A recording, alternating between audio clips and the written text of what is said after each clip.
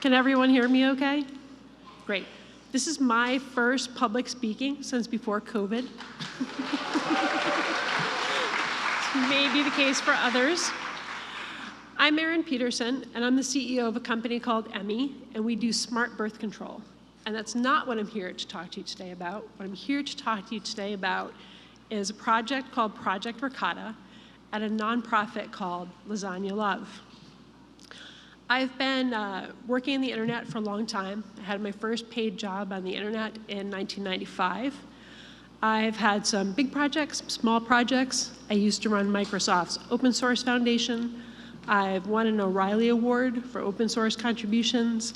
I've been a CEO at the DoD dinner at Sand Hill that Mike was talking about a little bit this morning. So I've worked on some really big projects, some really cool projects. But Lasagna Love is it's definitely in my top 3 favorite projects. Whenever I tell anybody about Lasagna Love, whether it's at a conference, where I play trivia, family reunions, wherever it is, everybody always has the same reaction. The way Lasagna Love works is anybody who wants lasagna, for whatever reason at all, makes a request through the website, and then somebody, a couple days later, delivers the lasagna.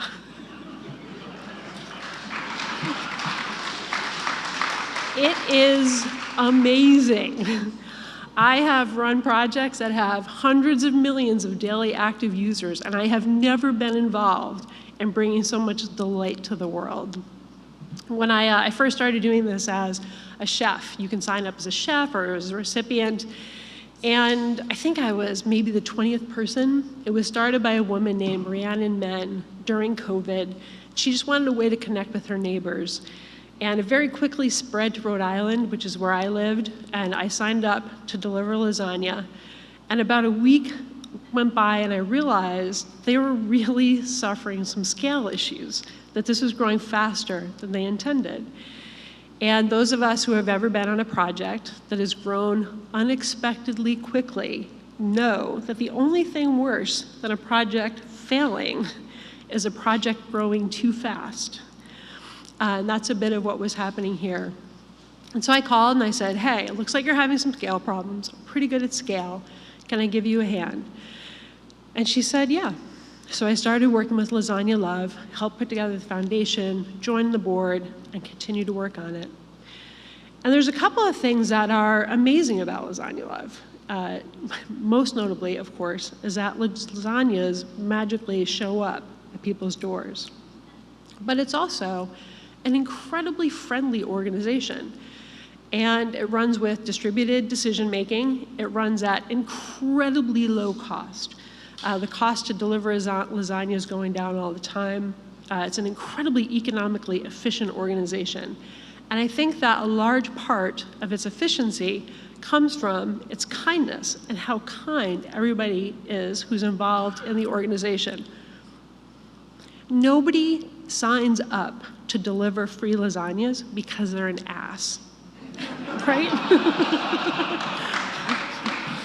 We kind of like rule out a whole bunch of people right out of the gate. And because I think about scale, and because I think about organizations, I think a lot about Lasagna Love. Like, why has this grown so well? Mathematically, what is it about this model that is interesting? And it takes advantage of some things that probably many of us in the audience know and understand about reciprocity and the effects of group membership and the math behind the number of kindnesses that have to occur in order to tamp down the number of meannesses and in order to increase the amount of elasticity in human relationships that comes from everybody assuming that everybody else is trying to do their best, even when something goes sideways. And that has informed both how I act with Lasagna Love as a board member, and, as you'll see in a minute, has also affected me as an engineering leader based on some of the things I've learned as I worked on Lasagna Love. The impact of Lasagna Love, to give you a sense, has been huge. This is from our annual newsletter. Some of these numbers are now much bigger. We've now fed over 2 million people lasagnas. There's been over 500,000 lasagnas delivered. There's over 50,000 active lasagna chefs. This organization is about 3 years old. People who make the lasagnas don't get paid. Very few of the volunteers get paid. It really does run on altruism. One of the things that I've observed about this organization is that it is an incredibly high-performing environment. People show up and they do their best. If you can't deliver lasagna coming up for whatever reason, people go into the tool and they just say, I'm not gonna be available this week, or I'm not gonna be available this month. And nobody judges them for it. They just get taken off the schedule. We've run into a couple of really interesting problems on Lasagna Love. One in particular, I don't think any of us saw coming. The one that's probably pretty obvious is, how do you scale the systems required to support a fast-growing organization when you don't have an engineering budget? One of the less obvious ones, though, that I'll share with you because I continue to find it fascinating, is that a problem that Lasagna Love as an organization has had over and over again is that we have too many people signing up to be chefs versus the number of people signing up to be recipients. So early on, when we started growing, we spent some time thinking about how do we make sure that we have enough chefs for potential recipients. But what we discovered was we had too many recipients. We would have people calling and saying things like, hey, I signed up to make a lasagna a month ago, and nobody's asked me to make a lasagna. And so we had to figure out, how do we scale the number of people who are requesting lasagnas? And so we created this program where you could take flyers to hospitals, or you could take them to firehouses or schools or what have you. And that is how we started getting the lasagna requests coming through the door. That's how we still do it when we set up in a new geographic area. And then something else that we learned is that, and this is true of the US, so I can't really speak for a lot of other countries. In the United States, there seems to be a lot of pressure on people to justify why they're asking for a nice thing to happen to them. And in particular, there seemed to be pressure on people to feel that they had economic need before requesting a lasagna. And the point of the whole thing was just about, hey, somebody requests a lasagna, and somebody brings them a lasagna. It can be because you're tired that week. It can be because you have cancer. It can be because it's the end of the month, you're almost out of cash, like for whatever reason. And the reciprocity in this model comes from both the person making the request and the person who's the chefing it, delivering it. Because it is so much fun to show up at somebody's door with a lasagna. And we can only do that if people are requesting, right? So quick story. So I've delivered a bunch of lasagnas at this point. And my very favorite was this, I had this recipient. We were going back and forth on text. It was kind of a hassle to communicate with them. It's not usually a problem. It was sort of a hassle. And then after a couple of days, I realized the reason it was a hassle was because I was communicating with a 12-year-old boy. And I was communicating with this boy, and he was in school, right? And seventh graders aren't allowed to have their cell phones at the classroom. So I'd have to wait until he showed up after school and had a cell phone. And the reason that he was communicating with me was because his mother had died about 6 months before, and his father didn't speak English. And so he was communicating for his dad for this lasagna. And the whole time, this kid is like, there is no way somebody's showing up at my house with a lasagna. But we're a vetted organization. We're an official 501c3 organization. And I showed up at this kid's house, and I had a lasagna, and I usually also bring a cake or something. And I brought him a lasagna, and I brought him a cake, and this huge, he was like 6 foot tall, 12-year-old kid comes to the door, and he had the biggest grin on his face. And his dad was right behind him. He's like, WTF, like, I cannot believe that this is actually a lasagna showing up the door. And it's hard to say who was more delighted in that moment, whether I was more delighted at the reaction or whether this 12-year-old kid was more delighted at the lasagna showing up at his door. And so that's where the reciprocity comes from, right? Both sides of the transaction. And in order for the reciprocity to occur, we really had to start breaking down and making it easier for people to just say, hey, I'd really like a lasagna. If any of you would like a lasagna, go to lasagnalove.com and request a lasagna. One of the reasons that this organization has been able to scale with so relatively low friction is that there's a clear set of core values that have been articulated since probably the first or second month. And one of the reasons that this had to be written down to be communicated is that so many people were signing up so quickly that that was the only way that we could really train people and communicate our values. And something that we would run into is that we would add essentially cohorts of new chefs. And we'd have a set of new chefs come on board, and somebody would inevitably say, well, wait a minute, how do I know this person deserves a lasagna? And after the first few rounds of this, we documented that everybody deserves a lasagna, right? I'm seeing a lot of, yes, right, a lot of joy at that. Everybody deserves a lasagna. And it's not about assessing whether or not somebody deserves something. It's about your internal assessment of, do I want to make a lasagna this week or not? And so this became part of the values that were communicated across the entire organization. And also, very quickly, we articulated the mission statement. Brianne and Men, the founder, articulated the mission statement and emphasized that this is about spreading kindness. It's not about food insecurity. It's not about poverty or judgment or anything else. This is simply about spreading kindness and creating and strengthening community. And if we remember back to what it felt like in the middle and toward the tail end of COVID, having that opportunity to help strengthen your community and meet people in your community was really meaningful and continues to be so. Something else that I find to be totally fascinating, that I suspect a lot of people in this room will also find to be fascinating, is that we recently looked at the data of the people associated with Lasagna Love. So we're now in 3 countries, but we looked at it across the United States. We've been signing people up now for almost 3 years, a little over 3 years. And we can now look up the political inclinations of people in the organization.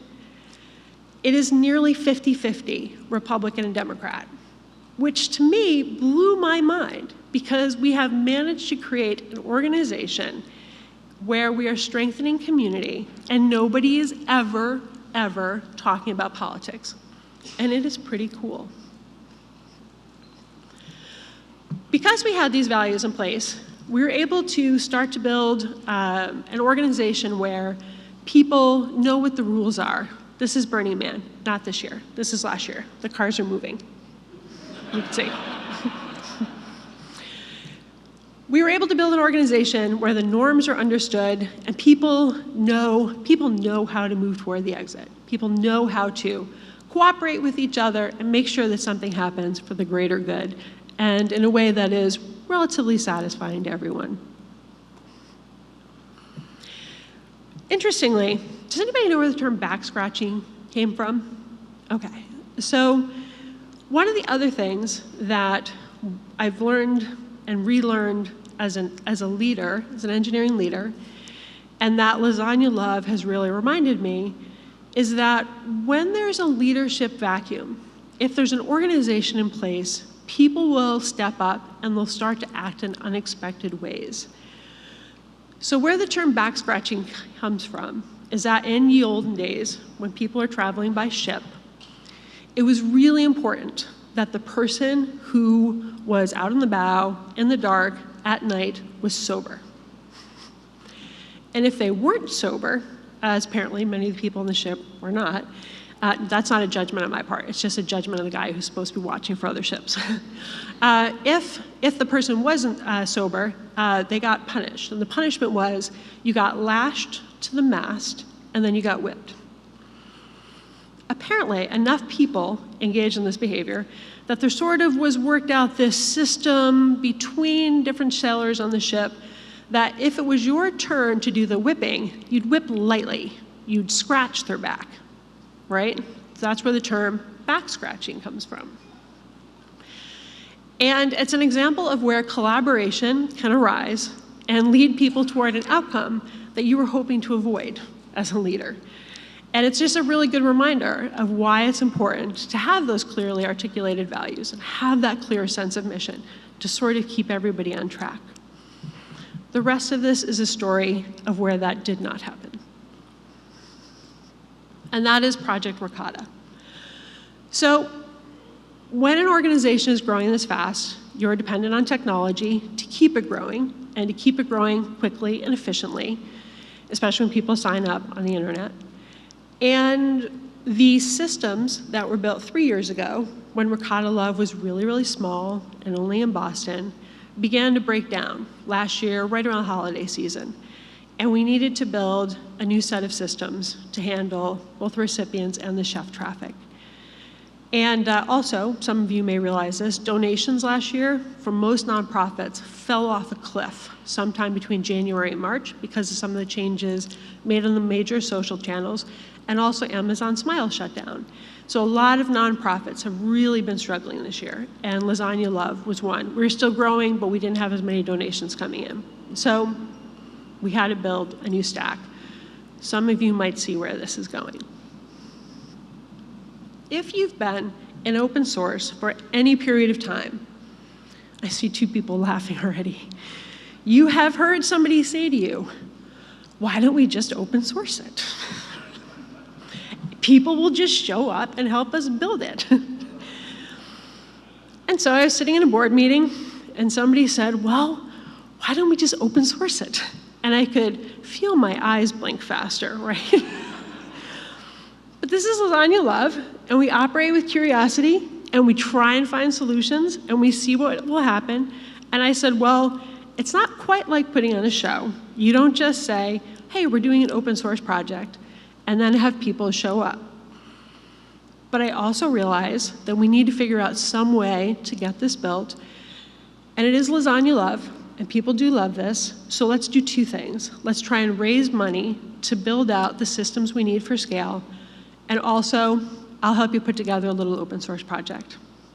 So I called a couple of people, and we put it out on LinkedIn, put it out through a couple of coding nonprofits, particularly Girl Develop It, and said, hey, we're gonna do a hackathon next weekend, we're gonna see where this thing goes. Just on a Wednesday.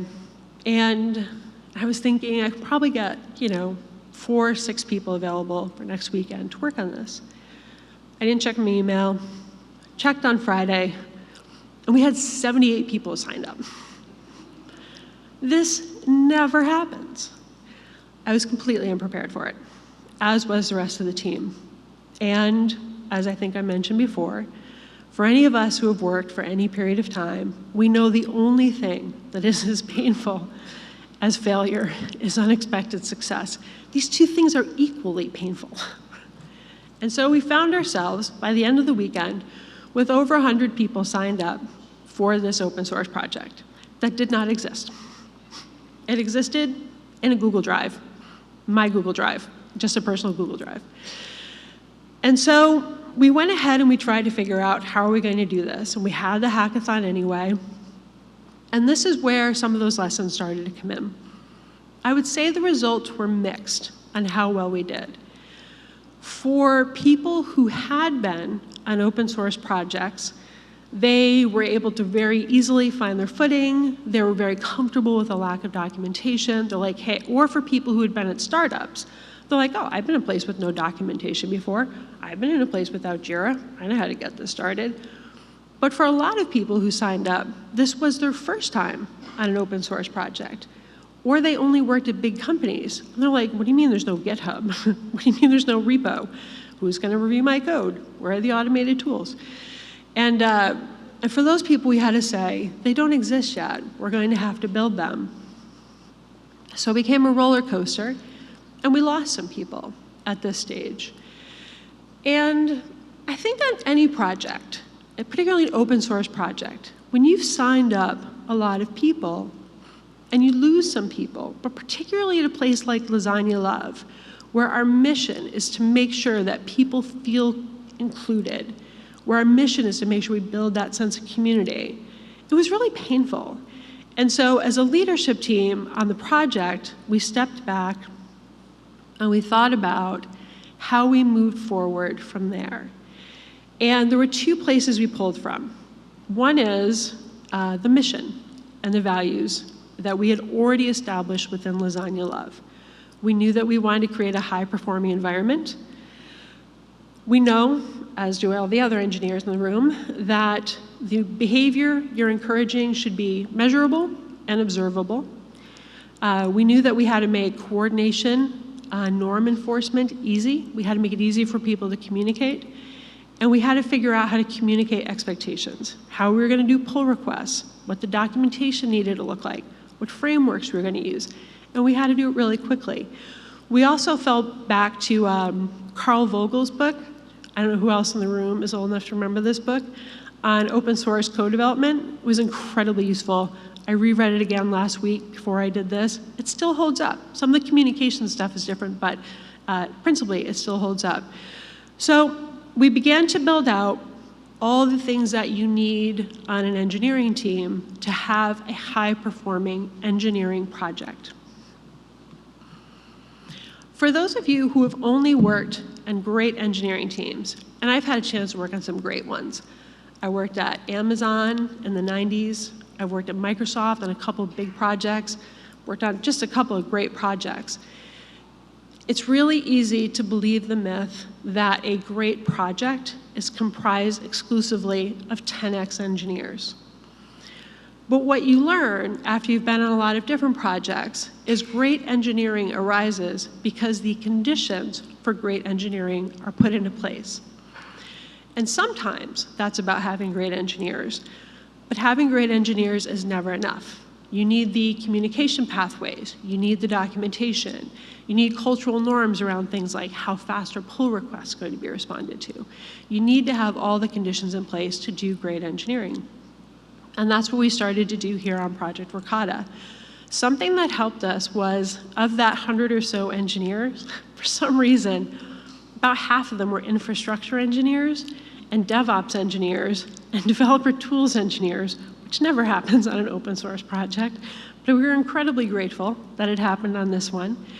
And so we built out the infrastructure for really great engineering to occur, and we started moving forward. As we started moving forward, we then discovered something else interesting, was very Lasagna Love-like about this project. Because we had so many people sign up, and because Lasagna Love always worked hard to find people their footing in the community. If you sign up as a recipient, we find you a chef. If you sign up as a chef, we find you a recipient.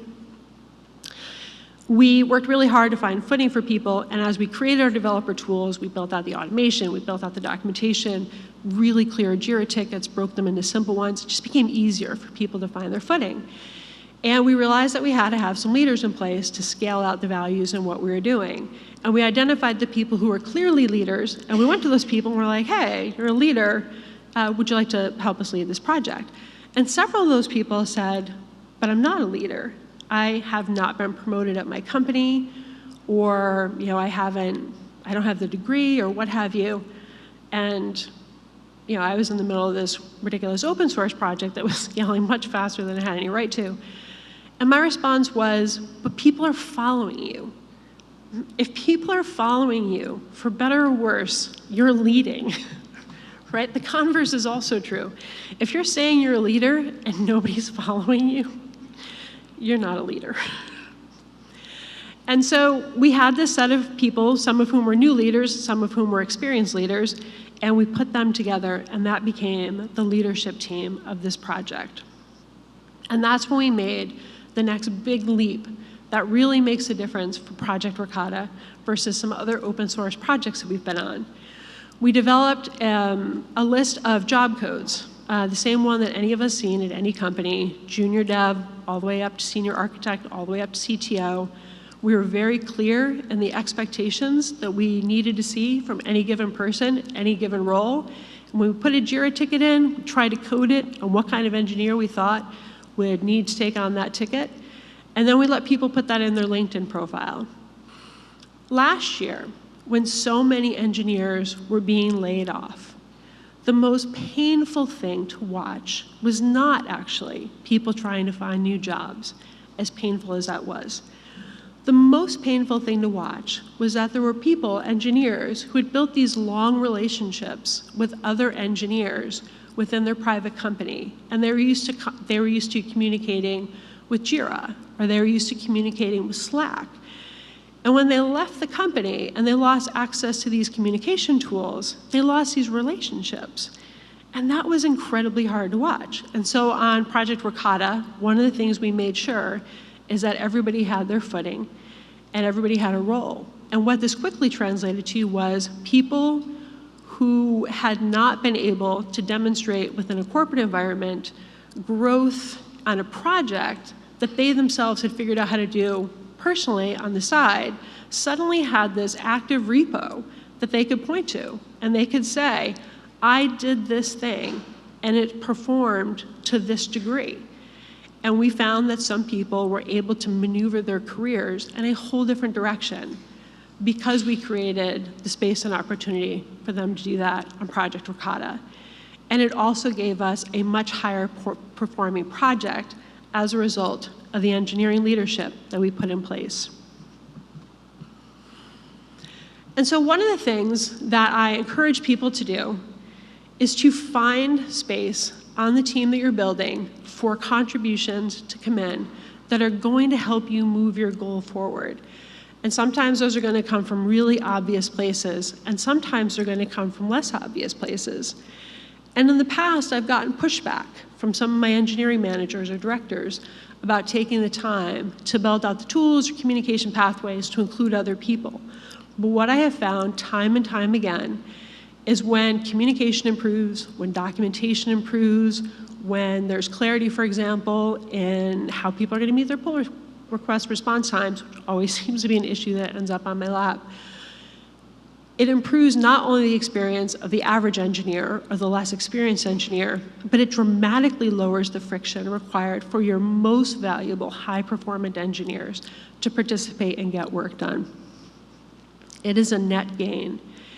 And it allows you to build bigger teams that experience much less friction as they're trying to engineer projects, small or complicated. And the thing about big teams is that they can become great teams that get big things done. If you want to build a small, elegant project of your own, and I've seen some beautiful ones, you don't have to worry about the communication the same way, and you don't have to worry about incorporating and including the people the same way. But I think most of the people who are in this room because you like to build big things, because you like to be part of big, interesting projects. And that is how these big, interesting projects get done, is by making room for other people to participate, and in a way that brings them tremendous amount of joy and association with the mission. There aren't a lot of other missions that on the surface are as immediately engaging as, hey, we're trying to scale from delivering 2.5 million free lasagnas to 25 million free lasagnas. Are you on board? People raise their hands for that. As we head into Monktoberfest, we're taking advantage of this month to close out and complete the first V1 of the next generation of Project Ricotta. We expect this to be fully in production by November. And in contrast to where we were when we kicked this project off 5 months ago, and I said, sure, I'll put something out there and we'll see who signs up, we are a ready-made, ready-to-go open source project where people can easily make contributions, small or large, immediately have an impact, and also see and measure the effect of the work that they've done. That is the hallmark of a great engineering team and of a great engineering project. And we are all very proud of what we've accomplished with this.